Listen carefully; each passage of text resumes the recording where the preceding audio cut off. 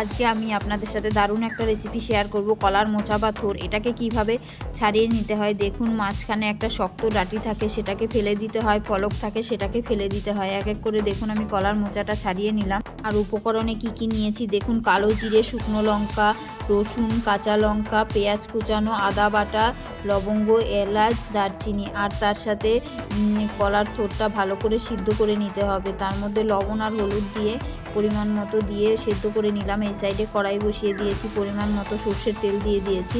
আর তার সাথে রসুনগুলো ভেজে নেব। রসুন ভাজা হয়ে গেলে পেঁয়াজটাও দিয়ে দেবো, লাল লাল করে ভেজে নেব পেঁয়াজ।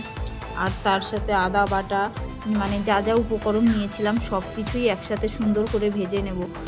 আর এই সাইডে আমি দিয়ে দিয়েছি কলার মোচা সিদ্ধ হতে দিয়ে দিয়েছি, সেটা সিদ্ধ হতে থাক। তার সাথে সাথে এগুলো সব সুন্দর করে ভেজে নিতে হবে। দেখুন এখানে কলার মোচাটাও সিদ্ধ হয়ে গেছে, সেটা নামিয়ে নিলাম জল ঝরিয়ে। যে ছোট একটা মোচা ছিল তাই অল্প পরিমাণে হয়েছে। আর এই দিকে দেখুন সুন্দর করে এটাও ভেজে নেব। অনেকে এটা পেস্ট করে দেয় আগে করে। আর এখানে দেখুন সর্ষে নিয়েছি, কালো সর্ষে অল্প পরিমাণে।